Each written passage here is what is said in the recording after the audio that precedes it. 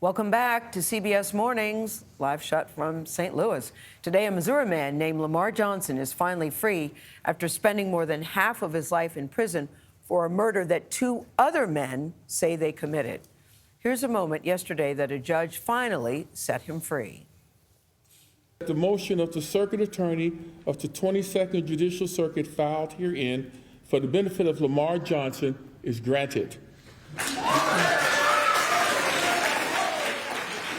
Taking that in. 48 Hours correspondent Erin Moriarty has been following this case for years. Erin, my heart just went out to him. It looks like he didn't even know how to react. It was heartbreaking to see, but also exciting that he's going to be going home.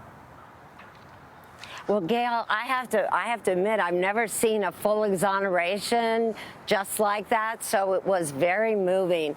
You know, we're used to seeing prosecutors put people in prison, but in this case, a prosecutor, the St. Louis Circuit Attorney, went to court to free an inmate that she believes her own office put behind bars wrongfully. And yesterday, a judge made it happen.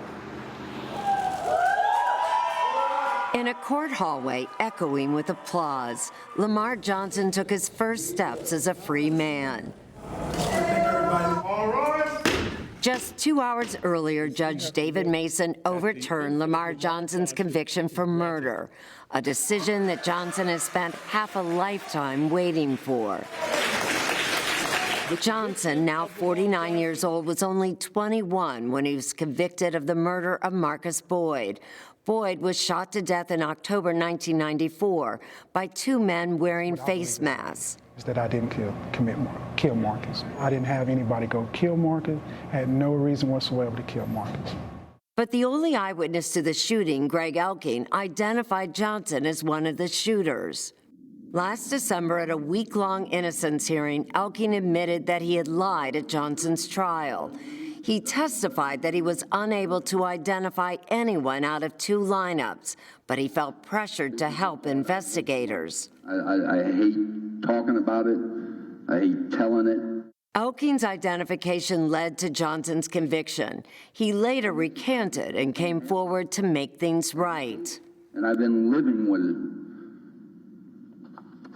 for 30, 25, 28 years. I just wish I could change time.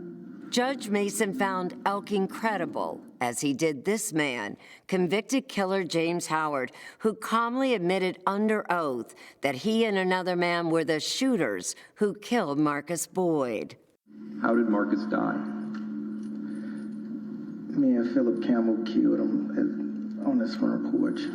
This is the first time a prosecutor in St. Louis, Circuit Attorney Kim Gardner, went to court to set a man free. Her effort was opposed by the state's attorney general. We asked Johnson in October what he was most looking forward to if released. Time, the relationships and the bond that I could have created with my daughters, with my mother. That's something I'll never, ever be able to give back. And I am just trying to, I'm looking forward to making the best use of the time that we have left. And that's what I want to do.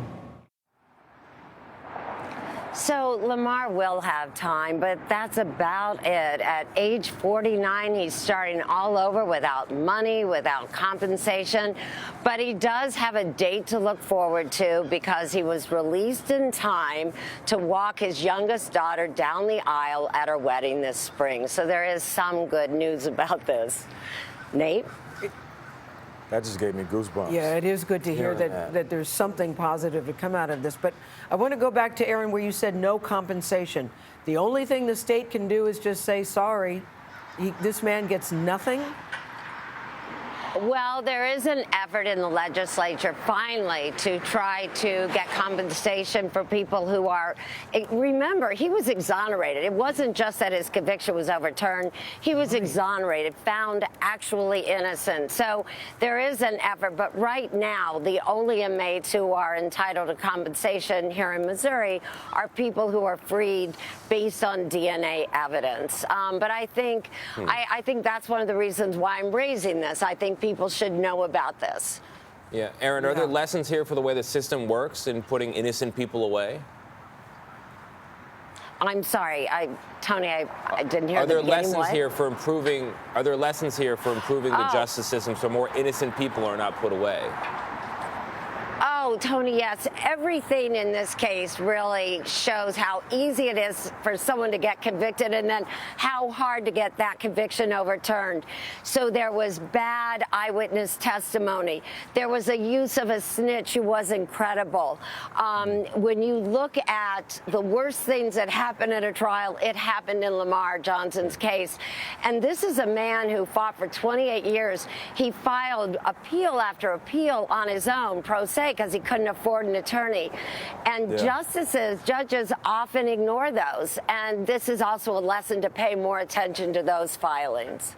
That just makes me even madder to hear it. I just want to end on a note about Mr. Johnson. He seems so calm and so measured considering all that he's been through. What's he like, Erin, and what happens to him now? You know what, Gayle, that is one of the reasons why I've stayed on this story. He has always been that way. He's always believed that he was going to get out ultimately, and that hope seemed to keep him very calm.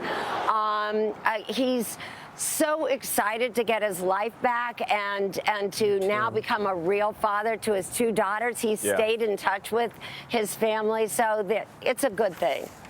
And let us learn from Lamar's perspective. All we have is time. Yeah. Erin, thank you so much.